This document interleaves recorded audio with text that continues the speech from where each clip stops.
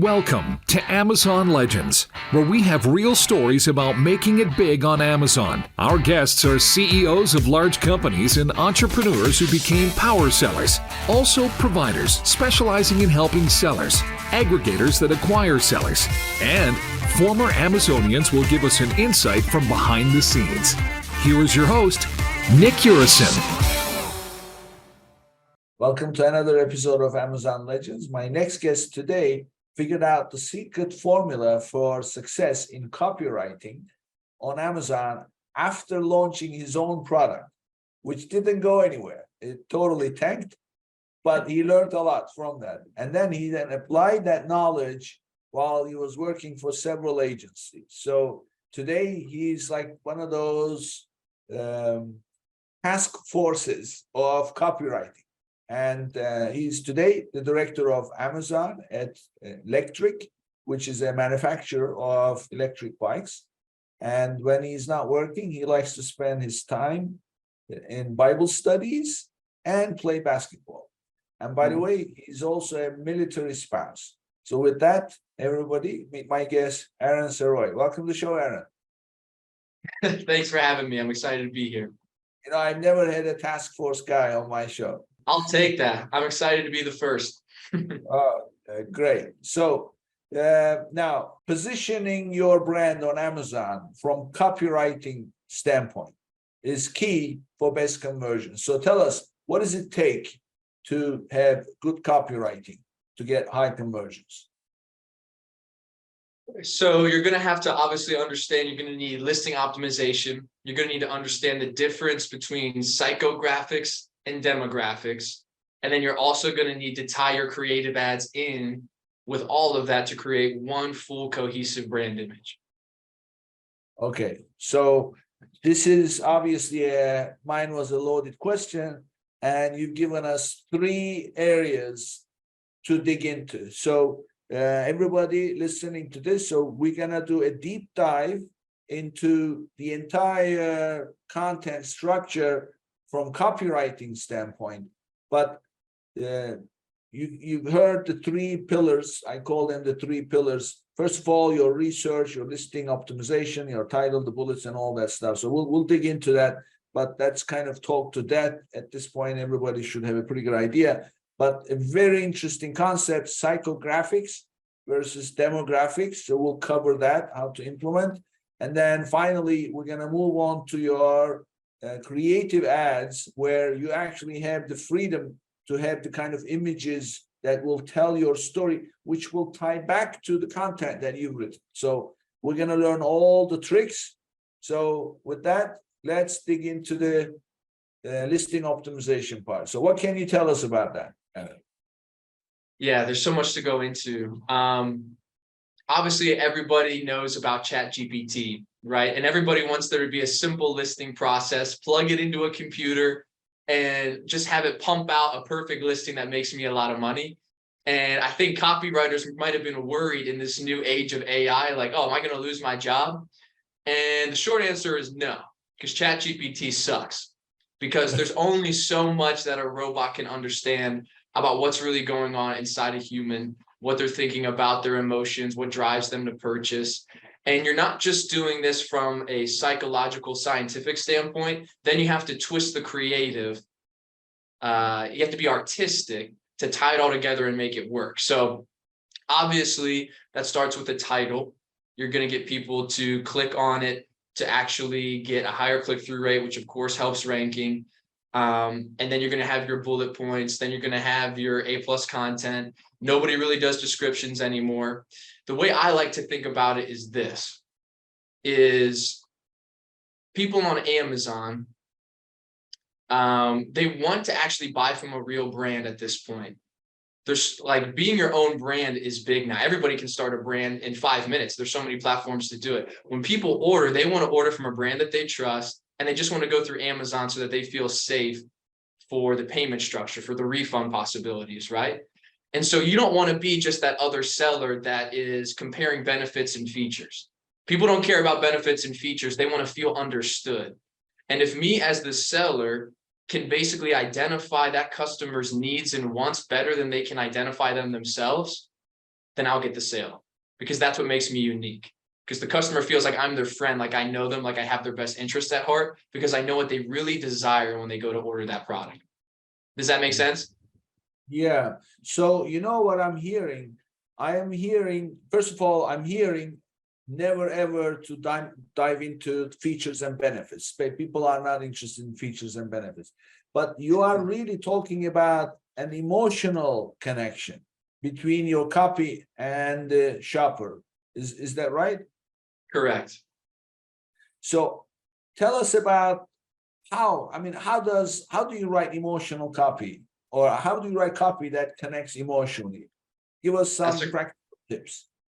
You got it. So there's a lot of different ways to do this, a lot of different ways you can break it down. I had some formal training to think about it, but people mostly think of their target persona, right? Who's going to be, there's obviously different types of people, different types of personalities that are going to order a product for different reasons, but you want to write your listing based on the biggest portion, like the largest target pool of that type of target persona. So for example, I'll give you, like, I'm working for a company that sells electric bikes.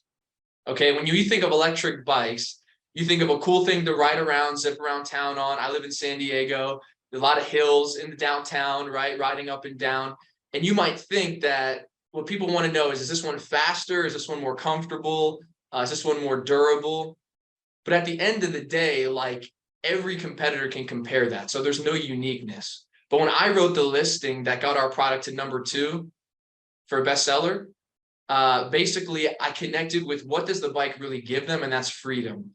To the older demographic, it gives them vitality back, because instead of sitting at home on their butts, they actually get to get on something that gives them a little bit of exercise, but it doesn't make them feel intimidated by getting out and riding.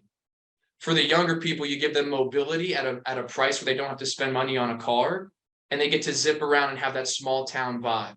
It's great for college students as well. So then I have to do my research and find out, am I going to really cater this to the younger market, like that college student that I just mentioned, or am I going to cater it to that older elderly person?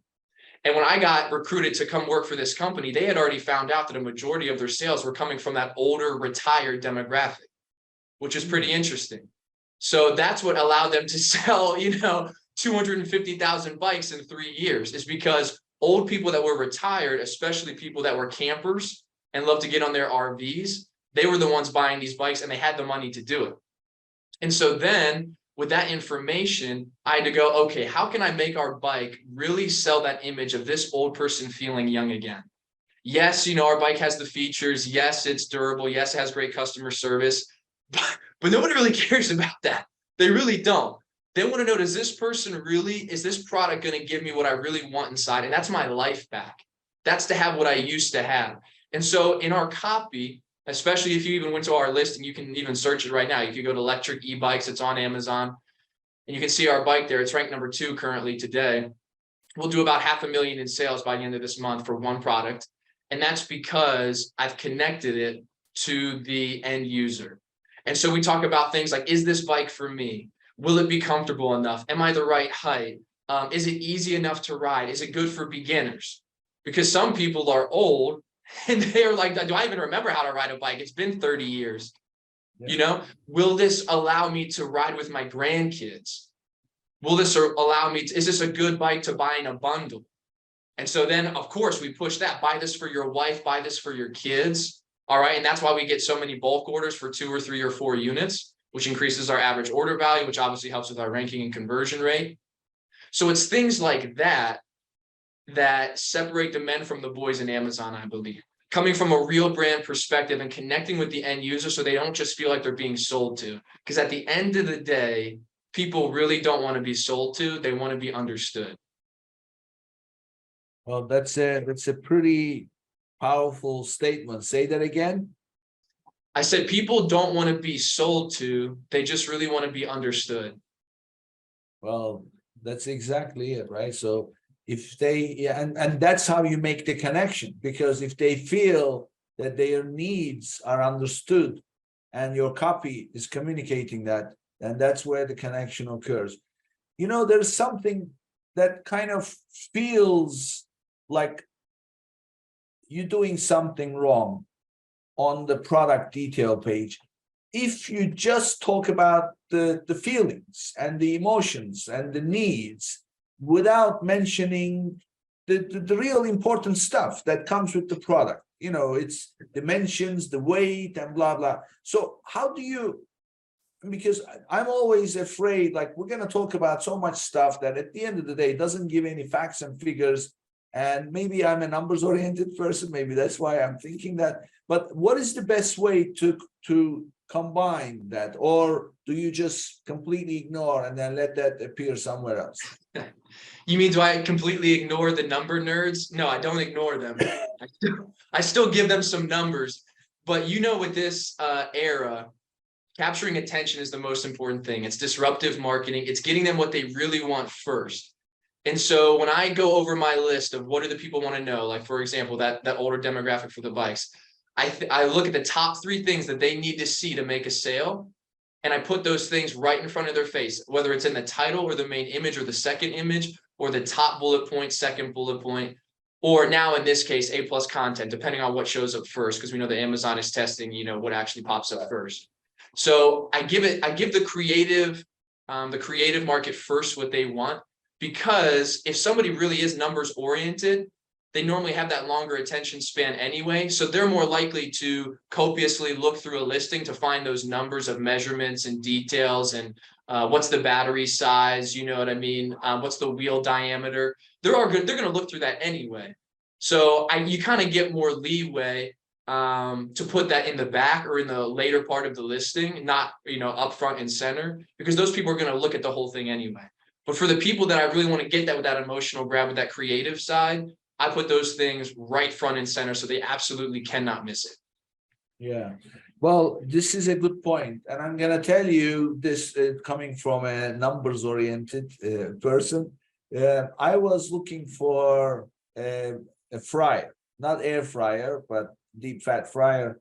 And for me, so I bought one. I bought one on Amazon and I returned it. The reason why I returned it was because it really made the place smell so bad. So then I go searching for odorless fryer. And guess what? There was one listing. It talked all about how this is odorless. And then it showed.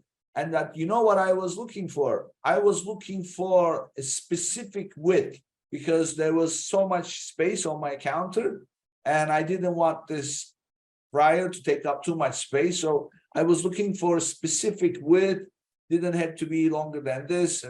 And you're right. I had to dig real deep to find where that was. And in fact, I may be wrong, but I'm remembering something like it wasn't on the Amazon page, but I actually had to go to the brand's website and then looked up. So you're right about people who are interested in those specifics. They will go to any length to figure out what they need, right? But for me, what was important was the need that I had. And that need was, I didn't want too much smell. Totally. So it's kind of funny how even with what we're talking about today, you know, we're talking about listing optimization, but really the psychographics and the demographics are what I think about first before I even go and write anything. So just so everybody's clear, I'm going to define those terms real quick. So demographics is who the customer is, their age, marital status, what state they live in. The psychographics is why they buy. And so that's the real money maker. That's the real, like, CIA secrets. You know what I mean? You want to be like a cop and really know people and their psyche to figure out what they want. And that's where the psychological, the neurological programming comes in when you're writing your NLP type copy, right? So it's for that example that you just gave, it's kind of funny, like, you know, even you yourself, you had a creative, you wanted to start frying things, you wanted to be creative in the kitchen, have something that we could take it deep. Maybe you wanted to cook something so that, you know, your wife could see that you can actually cook. You know what I mean? You wanted to help around the house. Maybe you just were tired of eating a peanut butter and jelly sandwich every day and you wanted something that tasted good. or maybe you're like, hey, I'm older now, I have more free time. Now is the time to do this and spend money on the right type of fryer. And so I'm going to invest in one that I think will be good. And then you made the more emotional decision only to go back and find out that it was missing a feature, which was the odor list. So you can even see how this plays out. So I got another really good example for you. Back when I was working at Canopy Management with Brian Burton, Brian Johnson, there was one client that we had that was selling SD cards for cameras, like DSLRs and stuff. And theirs was a premium product. Like SD cards, you can get them for like, I mean, they're so cheap now. You can get them for like 20, 30 bucks, sometimes some of them even less. These guys were selling ones that were like 80, 100, 250 bucks. So it's like, how could they possibly compete in a market, especially with major brands like Samsung, right? And so what I did was I completely, at the beginning of the list, and the listing is the exact same 4 years later, and they already have Amazon's Choice Badge, over 3,000 reviews, you know what I mean? So the proof is in the pudding. Instead of targeting the features of that SD card, they did have proprietary technology that was better, but instead, all I did was really focus on who were the people that were buying, because no one else was doing that. The major brands on Amazon, they don't really take time to care about their listing. They just throw it up because, they have major accounts and millions of products, and, so it's not that hard. People just buy it because they know the brand. So for that SD card, instead of writing about the proprietary technology first, I said, hey, this is a product for YouTubers, content creators, people that are freelancers, entrepreneurs, people that are shooting for weddings, right? And this might be like your business, your livelihood. And I would write things like on the listing, why would you spend thousands of dollars on a camera only to have an SD card that corrupts the camera and breaks it? So might as well invest in a higher quality SD card now, since you already invested in the proper camera equipment earlier. So instead of going after the details up front, I did talk about it later, but up front, immediately I captured that market. That's like, hey, this guy gets me. This is for my business. This is for my small business. This is for me as an entrepreneur. This is me as an influencer, right? Everybody wants to be an influencer. That's why we're on the podcast. We want to be influencers, right? Right? We want to be influencers in the industry. And so this product, I was catering it to that person's real desire, which was to create good content and make themselves look good, and therefore create a business that was sustainable. And then at the very end, I was like, oh yeah, and by the way, this is better than any other SD card, and here's why. And I used images to capture that. We used the EBC to capture it. And of course, the title and bullet points. And that product took off. It even got, back when Amazon was doing the articles written for top keywords, it even got that within like the first 3 months. So it was powerful. And I think that just goes to show, when you have somebody that really knows how to pull out what people can't even fully express themselves, that's what makes people want to buy from you, because they're like, how does this guy know exactly what my heart really wants, what I'm really after when I buy this? So you kind of go from the deepest point, and then you go to the more general surface level, shallow things, which is benefits and features. That's like the easiest part, if that makes sense. Right, exactly. Yeah, I mean, what you just mentioned is something that that appeals to me the most in terms of establishing that connection, is putting your audience right there up front. And that the best place to do that is the first bullet, where you are simply listing, if you are a YouTuber and into taking pictures or whatever, like for example, I use a GoPro, and GoPro has an SD card. So if you say, oh, you're using GoPro or GoPro fanatics or whatever, those are the things that will connect you with the people, because they're going to say, oh, they understand my need, so this is for me. So that's why that's the easiest way. By the way, I want to see what your thoughts are on something. One of the things that I like to do is put the audience in the title. So rather than,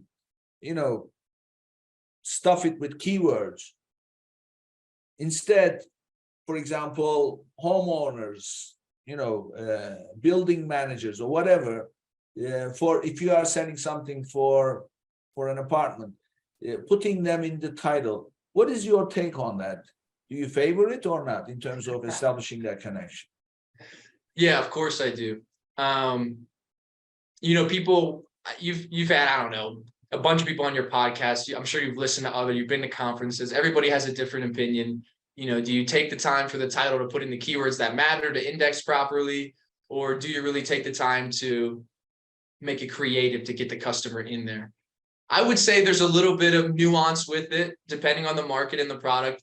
But I can tell you right off the bat, for this product, I literally said, here's an SD card. It's for vloggers, filmmakers, photographers, and content creators. And I put that in the title. So I missed out 100 characters of keywords that I could have used for more specific things with SD card, but the results speak for themselves that it worked. And so I am in favor of doing that, saying exactly who's it's for. Because again, when you look on Amazon, you're literally taught when you're a seller, just look at everybody else's listing, see what they're doing and make it better. So like, how could a customer really feel like there's authenticity with your brand if you're just doing the benefit feature and keyword stuffing game? Exactly. So so I do agree with you basically. Yeah, I mean, there's a few other dimensions to this, Aaron. First of all, when you launch a listing, the biggest challenge is to get your share of the clicks available. So there may be, I don't know, 15,000 searches in a month, but Amazon is not going to show your listing on those 15,000 searches, even for the sponsored ones, because they don't know anything about the product. So the goal, long-term goal, is to steadily increase your share of the clicks. Well, guess what? Will get you more and more and more clicks. If people are clicking through your listing, right? And how will people click through your listing will depend on whether or not they connect with your listing. Mm-hmm. So, and of course, the other thing is you want people to buy. And the way to buy is to bring them to your product page. And then that will give you a conversion rate. If your conversion rate is high, that's another reason why you're going to get more and more and more click share. So one way to get your conversion high is to avoid bringing the wrong people to the product page, right? And that's the title where you put the, so I'm a big fan of this, putting who your audience is in the title. However, there is a downside to it. And the downside is they may click on it, but the minute that they land on the product page, they're no longer looking at the title, right? They're looking at everything else. Mm-hmm. So now, how do you affirm that connection? Now that you bring them onto the product page, where else do you mention that, if any? Yeah, well, first off, I just want to say pretty much what you said right there is my initial pitch whenever a company is looking to hire me for consultation. I say what you just said about conversion, because you want to get the right customer to the listing. You don't just want to get a waste of traffic, which lowers your conversion rate anyway. And there's a lot of products out there that get so many searches per month, but it's not buyer intent keywords. And I know this from experience because I'm selling electric bikes that get 1 million searches a month, but the conversion rate on average is lower than like 0.08. So like, I totally get what you're saying. To get them to connect, I kind of alluded to it before. It's when they get on the page, it loads, and it's what do they immediately see? So obviously you need video on the page, but that's on the bottom normally, or sometimes Amazon organizes it where it shows up. I've had some listings that it gets organized and it's like the second thing, the second image basically, and then they can see a video. And now if you want to get a little bit more specific, sometimes I've tested where I have main image, video, but it's not like your brand explainer video, which can be anywhere from 1 to 2 minutes. I actually post like a reel type video that's like 6 to 10 seconds that shows a quick blurb of the product in use, its main feature. And then it kind of gets the person more interested, like, whoa, I just saw a real quick, like almost like a GIF, you know what I mean? That moving snapshot type video. And it makes them want to look at more of the images to get more details. So when they get on that page, and they scroll past the main image, they look at the second one, that is like the top, like what is, out of all the research I've done, scouring all competitors' listings, looking at different blogs, competitor websites, and I put together data in one sheet and I aggregate all of it. And it's what is the thing that gets talked about the most. Is it the fact that this person needs this feature, that this is the greatest pain point? What is it? And that's what gets exposed in that second image. And then I correlate it throughout the listing. So sometimes, depending on the importance, I'll take what's in the image visually and I'll connect it to that first bullet point if it's that important. Or the third image, I'll connect it to that second bullet point to give greater clarity on it. Because it's kind of crazy how the brain works. I learned this when I was like really getting into the depths of studying neurolinguistics, which is just the science of how your brain reacts to what you read. And some people are naturally that image type processor, but they're still reading in their mind when they're processing an image. So even though there might not even be text on an image, when you are processing it in your mind, you're processing it with text because you're talking to yourself in your mind as you're looking at it. So sometimes this again kind of gets to the interesting psychological part.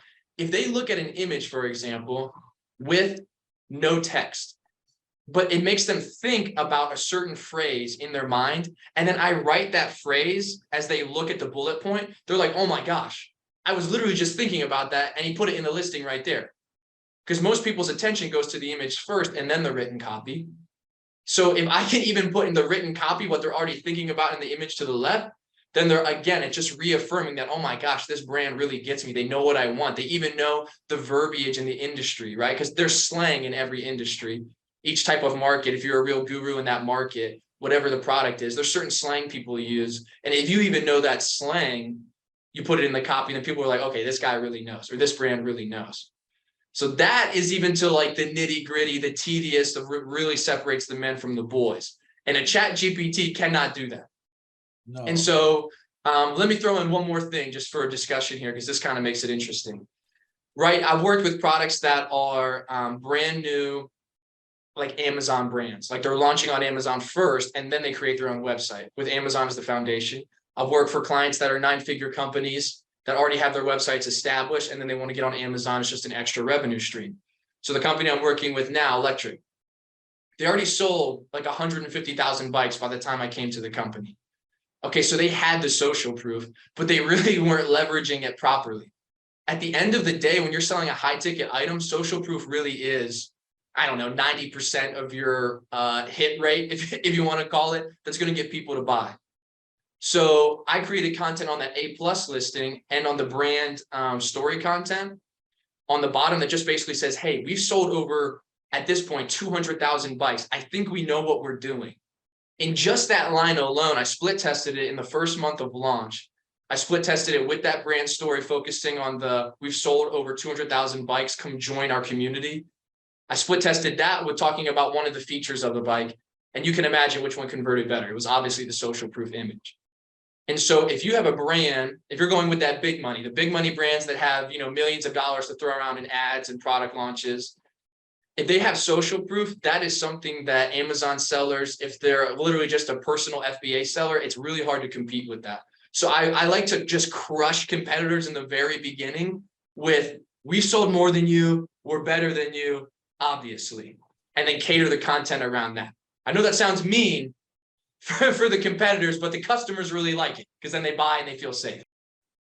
I have something important for all my listeners. Sellers lose money on lost or damaged inventory with Amazon, which can add up to a lot over a year. Did you know that there is a way to claim all your losses?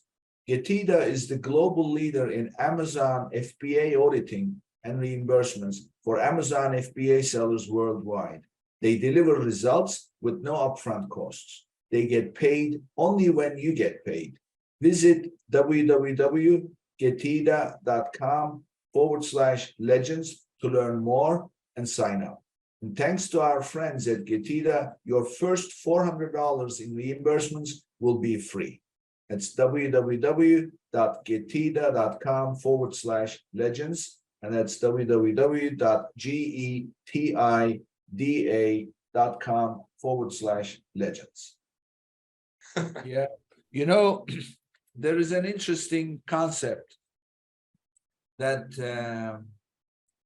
is all about making that emotional connection. So the concept is this. I'm not going to go through the whole thing, but I'm going to give you a few of them so that you get the idea. And it's all about what makes people connect. And it's about 8 core feelings. So they've done the study. You may already know this. So you've done the whole studying part of the psychological stuff. But 100% of the world's population connect over these 8 core feelings. And if you build these 8 core feelings into your copy in a way that is relevant to your product, you will connect with the shoppers looking at it. And I'll share a few of them. The top one is safety. So people connect over safety. Everybody wants to be safe. So when you show your concern about the shopper's safety, and then you point to your product as the vehicle that provides that safety, now that's a connection reason. Another one is people want to be part of a community. When you said join our community, you are inviting them to be part of something that's already big. So again, that's an invitation to connect emotionally. Another one is people want to be winners. So nobody wants to be a loser, right? Even though these days everybody gets a trophy in school. Right. It's people want to be winners. They want to hang out with winners, and they want to be winners themselves. They want a winner product. So therefore, if you speak to your product from the point of view that this is a winner product, then that's another one. So those listening, reach out to me. I'll give you the list of those 8 core feelings. And we apply this when we are making up the bullets. So give me your take. I'm dying to hear what you think about these. This is connecting over these 8 core feelings. Yeah. There's so much to connect with just e-commerce now and sales, and just what you're talking about. It's cool how you bring that up. So it's kind of ironic if you look at studies done by like major institutions, or colleges really do the biggest ones, Ivy League schools. It's now that we have the most possible ways to be connected, all the platforms, all the softwares, all the social medias, people are still feeling the most isolated. And it's funny how we keep on buying into this cycle that if I get on more of these platforms and look at people virtually, I feel like I'm there. But after you do that for a while, that sinking feeling starts to set in that I'm really not a part of anything. I'm just seeing something that's fake. And so the fakeness culture, with social media being around for the last over 10 years, 15 years now, it's really starting to, it can't be faked anymore. People used to fake it, but now they can't. They have to come with terms with the fact that they're alone and they're not really in a community. They're just looking at what they think is a community online, or they're looking at an influencer and they think it's real, but it's really not, and they know it. So the safety thing of what you said, I think is funny.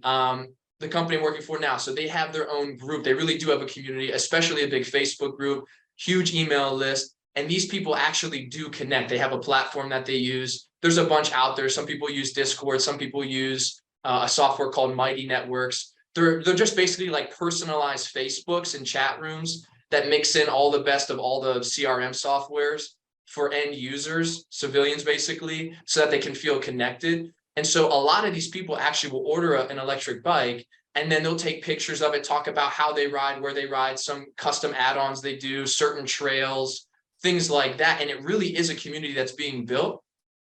And when I came to Electric, I was like, wow, that's amazing. Send me all those best pictures and let's use that in our Amazon listing to basically reinforce. We created like a montage image of like what customers that have actually sent in images, right?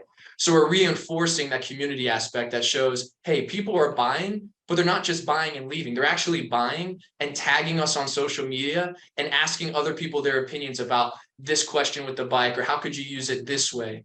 And so when people see that on our listing, they actually know this is real. This isn't fake. This is like a company that actually does more after the sale. they're actually interested in my long-term value. They don't just want to sell me a bike and then dip. They actually want me to get the best from it and be a part of a community that will make the product even better. And so safety, I definitely agree with.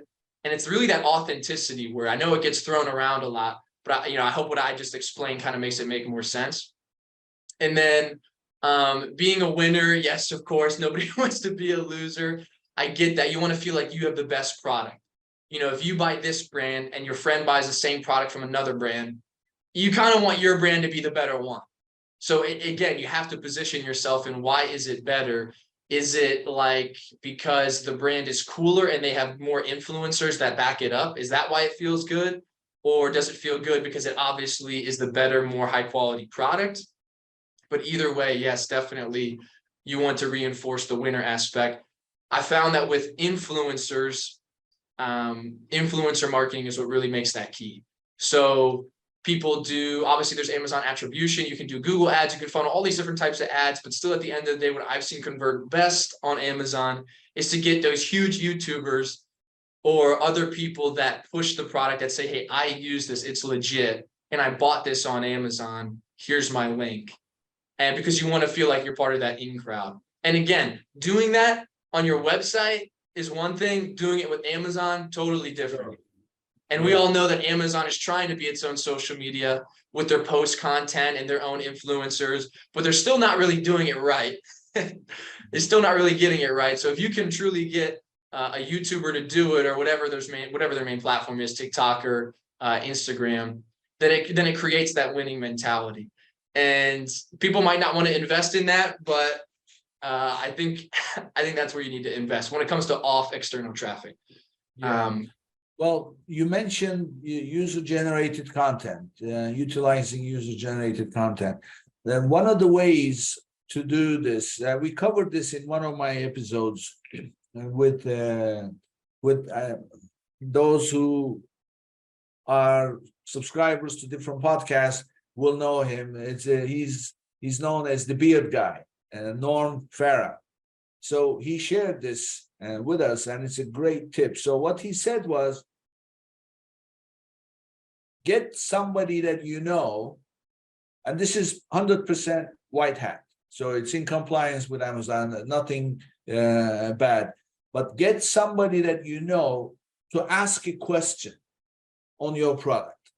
And then as the brand, you have the right to answer it. So now you answer the question. And of course, the important thing here is both the question and the answer, they are indexed. So now you can totally answer the question, but really stuff it with anything because now you have free reign on how you want to answer it. You're providing the answer to the question, but you are putting all the information to make that connection with user-generated content. So this is like the best way to get because people look at those questions, right? They of course they look at the pictures and the copy and the A+, but really they go look at the negative reviews, if there are any. Why? And they look at the questions. So what do you think about that? How long ago was that guy on your show when he gave you that advice? Probably about 2 months now. That's funny. I totally agree with what he's saying. When I was first getting into my own freelance business, doing consulting, doing listing optimization, I was told you want to basically make sure there's no questions. You want to answer them all before people even can ask them, right? You want to make sure that all their objections and questions are answered. Now, over just in the last 12 to 18 months, I've kind of just completely gone the opposite on that point of view. Now I see questions, just like you said, the more questions that get asked, the better. And we have even had, friends or other people write pointed questions that we can answer them. The other thing that we do is we actually, for example, we use that opportunity to use video to answer the question. So for example, like a lot of the competitors that are top sellers for electric bikes, they're Chinese, right? So they really just drop ship. They don't have American customer service. They're really just a company that can get the product dirt cheap, and then they kind of drop ship it to America. And we want to basically show people that we're legit, right? So we had somebody write a question and we took a video of the actual warehouse for the company that's in Arizona, and they have the shipping warehouse. And we took a video that was live in there showing that, like, hey, here's a real warehouse and we ship out 10,000 bikes a month. And it was just a less than a minute video that we posted on the questions. And that was in week like 2 of launch. And then after that week, with the same ad spend, same strategy, just from that question, we saw sales jump up about 10 units a day. So Wow. it goes to show that, like, again, it's all pointing back to we're real. This is a real company. We're not just an Amazon seller. We're not just like in this ethereal world of online Amazon. We're like an actual company that you could walk to in person. You can talk to a real person. We're American. We're not Chinese. We're not Filipino. Like, we speak English, good, fluent English. You know, and if you can reinforce that fact, again, it really separates you. So I totally agree. The more questions, using keywords to get stuff. When I go to certain companies and I build out their teams, I build out their customer service teams. I train them for how to do Amazon, right? Normally it's better to have it in-house. And for the team that I'm working with now, I said, hey, here's all the keywords that I use in the listing already. Here's your list of keywords to use when you respond to a question. And so they have their own keyword bank that, again, they use, and they plug it in with the video that they take. And then you kind of get the best of both worlds. You get the creative side, the content, and then you still get to index for new keywords that you didn't get to put in the main title or bullet points. Yeah, you know, it's so true. And I do it myself. I mean, I just go down to the questions, I look at the reviews. And I mean, of course, Amazon is something I do all the time. I'm especially interested in what people are doing. But if you really want authentic information, all the stuff at the top, you know, bullets and the A+, it's just fluff. It's marketing material. Yeah, of course, it's important to connect. But really, if you want to get to the nitty-gritty, you're going to learn it from the questions and answers. So it's a big deal. And so scrolling down, going straight to the bottom and looking at the videos, I can see why. Now, along the same lines, it's not about Amazon, but there is another trick about sending out emails. So we all send emails. Some of them are sales emails, but our main concern is people are not going to read it. You know what people read in an email, even if they don't know you and they receive your email? If you sign your name and then put PS and then you put something, that always gets attention. Always, right? Yeah. Because it stands out, and then, you know, you can put anything. And I actually learned this trick, believe it or not, on C-SPAN.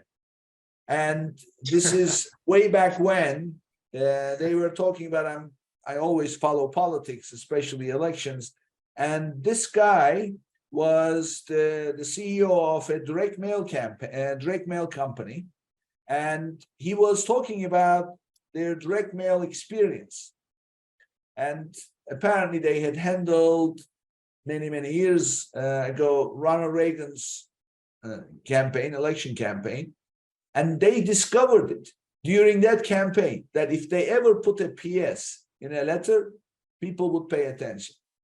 And then from that moment on, so now if you look at any one of those messages that you receive, if there is a PS, usually your eyes are drawn to it. Yeah. So, Aaron, let's talk about the creative ads and the headlines and how to tie that back into the entire copywriting. Yeah. One thing that I think people sleep on is the fact that you can obviously put the image you want. Let's talk about headline search ads or SBA ads. You can put an image you want with the type of keywords that you're targeting. So if you're targeting, and we all know that the future is not keyword stuffing, but putting maybe only, some people say 5 keywords, some people do only single keyword campaigns, maybe 25 keywords in one campaign at a time. But you chunk it up. And for me, for example, like if I'm going to target one side of the psychographics and one side of the demographics, I'm going to put in an image that caters to them. I'm not just going to use the same general image. So if I'm targeting people that seem to be younger, because a keyword is, you know, bikes for campuses or e-bike for college students, I'm obviously going to put an image of a college kid riding the bike who's young, who looks like he's like anywhere from, 19 to 22. Compared to if I'm going to put, e-bike for camper, I'm going to put a picture of people around a fire chilling, or a guy riding a bike with his camper and, his whole setup in the background. And so you can get nitty gritty. People, and that seems pretty, what's the word? Like a no-brainer. But when I look at competitors, I'm like, dude, competitors don't do that. They just want to blast it, throw it up, and they hope that the keywords take care of it. So that really does help with conversion. And then the thing as the bow on top is the copy that goes with it. So this is going to be funny. One of the best headline search ads that we've done recently, it really had nothing to do with the product or the specific psychographic or demographic. It was just kind of like a funny, like, how do I say this? Like people are familiar with ads now, right? Like everybody knows that Mark Zuckerberg is listening to them at all times. Google's listening. Everybody's listening to what you say. You're getting ads that are what you hear. Even with like social media, you're going to get content based on like what they're listening. Okay, government's listening. I'm not a conspiracy theorist, but we know it's true. So like one of the ads I put for SBA was, hey, we're that brand that you keep on seeing. I said, yes, we're that brand you keep on seeing everywhere. That was my headline. I kept it within the 50 character limit. I was just like, yeah, we're that brand. You know what I mean? Like, 'cause we were spending, I don't know, freaking 20K a day to get those initial ads up.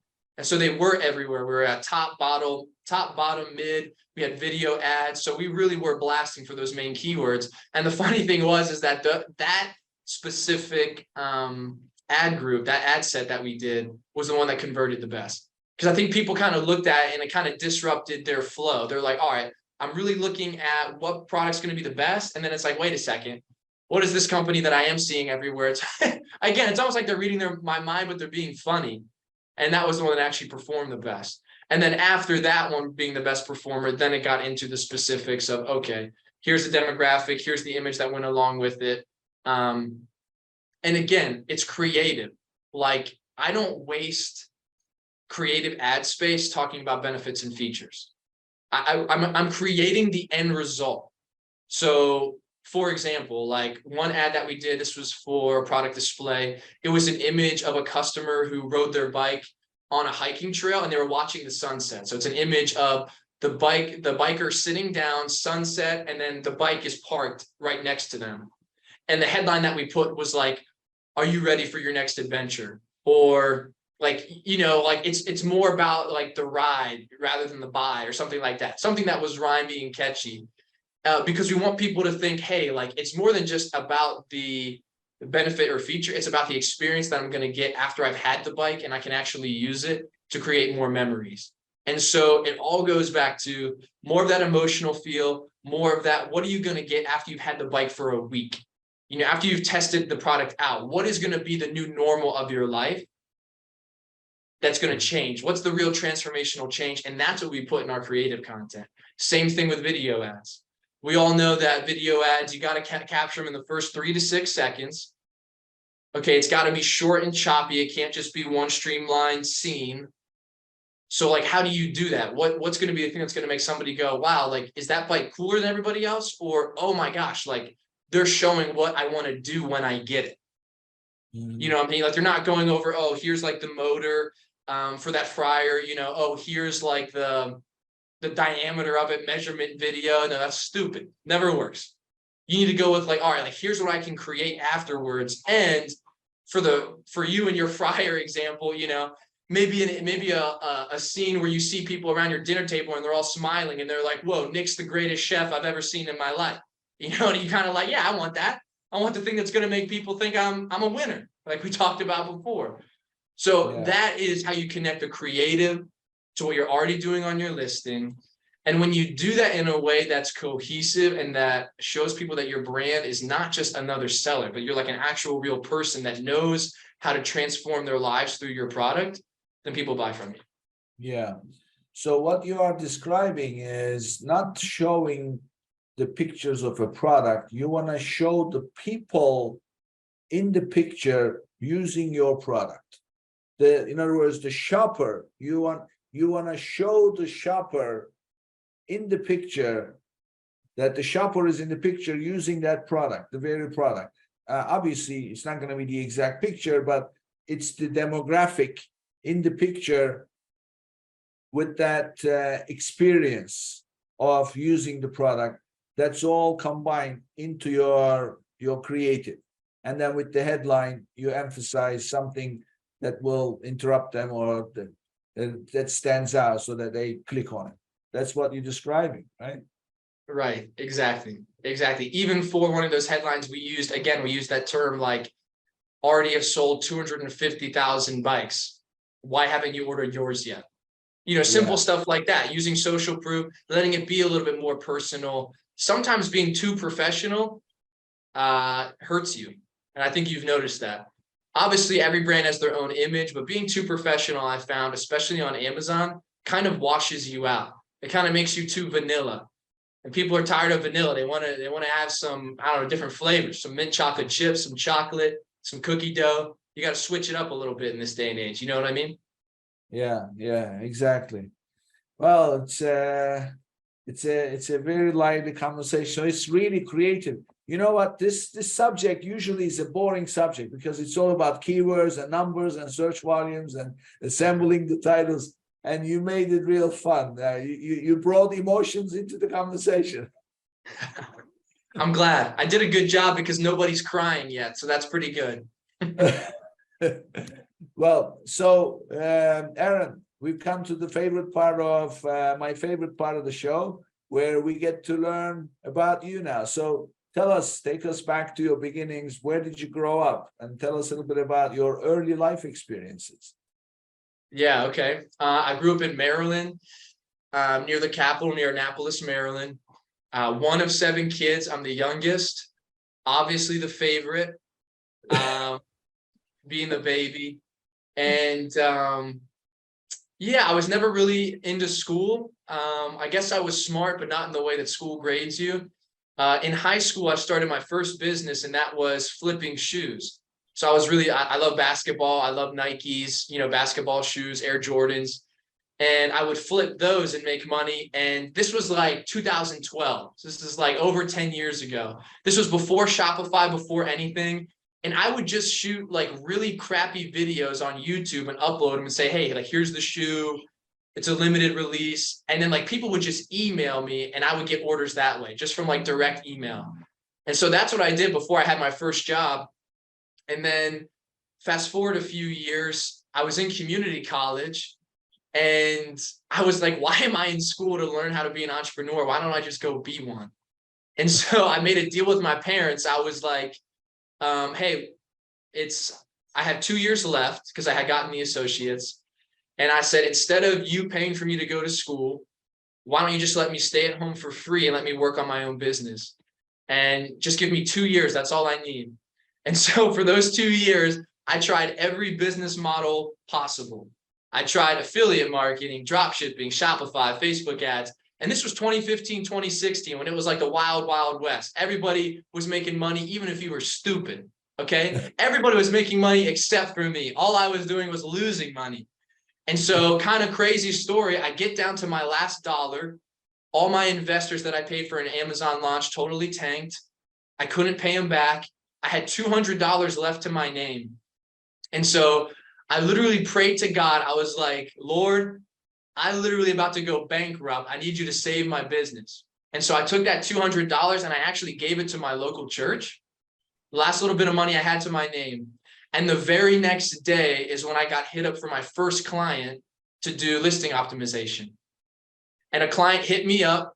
They were launching a new product. They were interested. I posted like I was on Fiverr and Upwork, and they found my portfolio, which was nothing because I hadn't done anything good.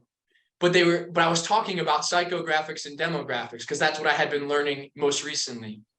And so they were interested. They're like, all right, we'll give you a shot. How about you help us launch our product? And so I wrote their listing, and then that product ended up doing 3 million in the first 3 months of its launch. And then ever since then of course we got invited to the Amazon headquarters that year. I got put on full retainer. Canopy Management found me, and then all my other clients since then. And it's never been the same. So I really credit my success to God's grace in my life. And I credit it to the fact that I really wasn't that good of an entrepreneur, but I stuck with it.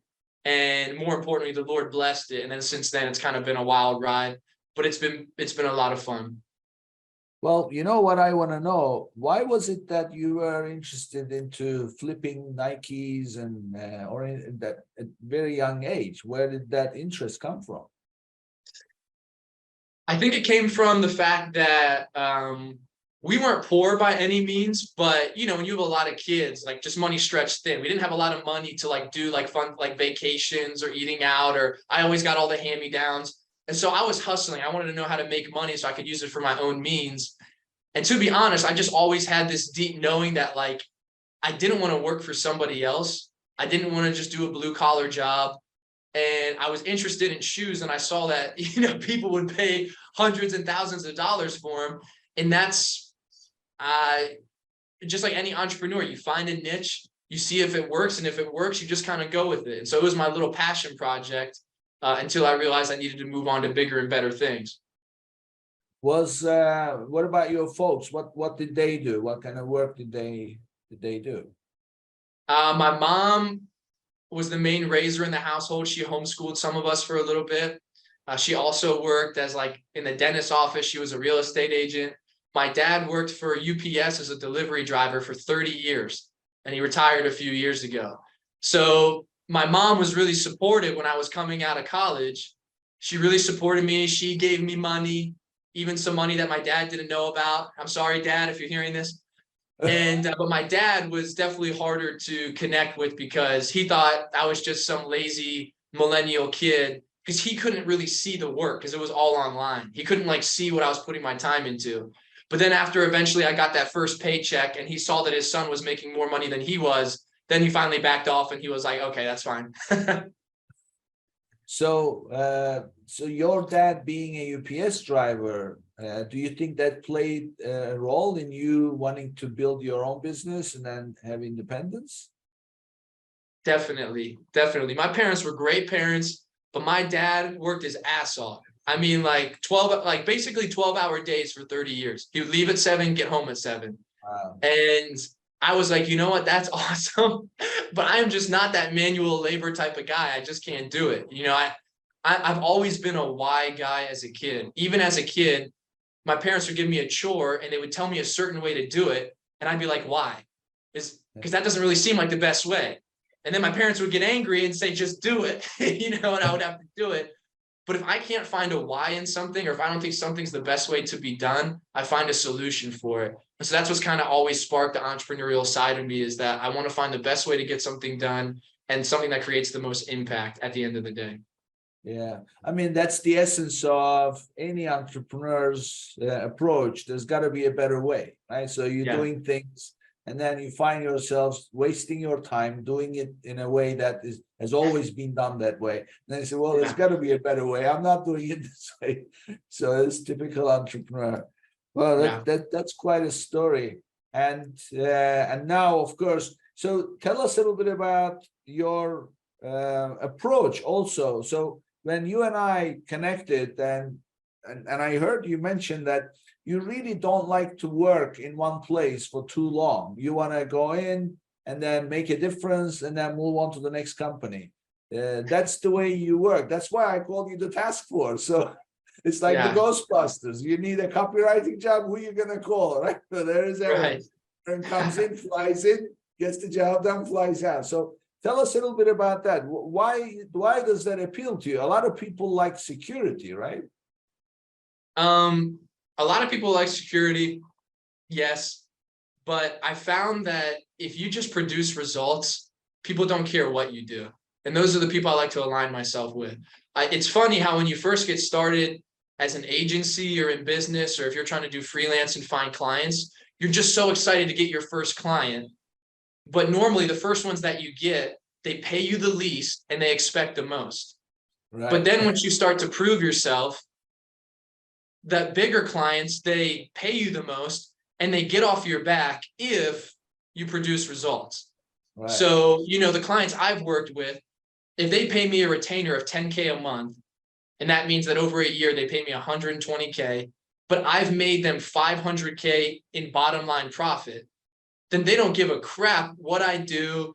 They don't hover over my shoulder if I work remote, because I only ever worked remote really. I'll fly out, different clients will fly me out to be in person for certain big events, but mostly everything's been remote for me. So at the end of the day, I like to be honest with the client and I put my skills to the test. I say, hey, listen, here's my audit of your Amazon brand. I believe I can come in 6 months and within a year and make you this much money. If I do, then I want to raise for this much money. And then if I can build out your team to optimize this so you don't really need me anymore, then let me go for shares in equity, even if that means that I'll take a pay cut now. But when you go to sell this brand, which, if I talk to the CEO and that's kind of their flavor, if they're probably going to sell within 2 to 5 years, then I want to cut.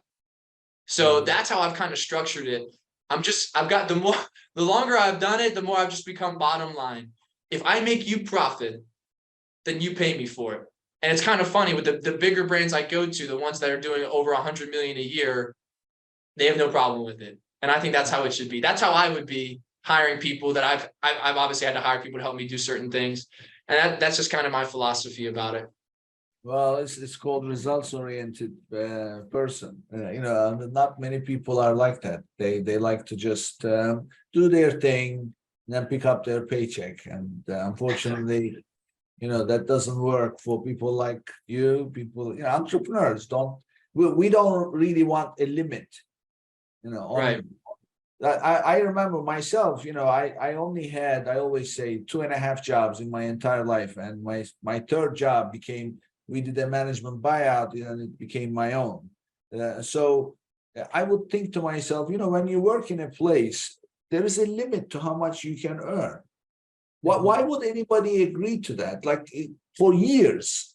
And even if you get your raise, this is it. I mean, knowing the outcome of tomorrow is no way to live, right? It's the curiosity that keeps you going. So it's the same thing with earnings. Well, it's a great conversation, Aaron, and you are especially great with your energy and then your excitement you bring to the conversation. So tell us, how can people reach you? Give us your contact information. Yeah, email is ajcamazonbiz@gmail.com, or you can just go to my portfolio page. It's called amzportfolio.me. And that's where you can see some of my case studies and some examples of work that I've done. And you can also reach out to me that way. Great. I'm sure people will do that. So this brings us to the end of the episode. Unfortunately, we could go on forever, but thank you for being here, Aaron. Thanks for having me. This was a lot of fun. Before we wrap up, don't forget to visit www.getida.com/legends to learn more and sign up to claim money for your lost or damaged inventory with Amazon. Your first $400 in reimbursements will be free. www.getida.com/legends, and that's www.getida.com/legends. Thank you, and this brings us to the end, and I'll see you on the next one. If you enjoyed today's episode, be sure to subscribe, rate, and review the episode, and share it with someone you think would benefit from it too.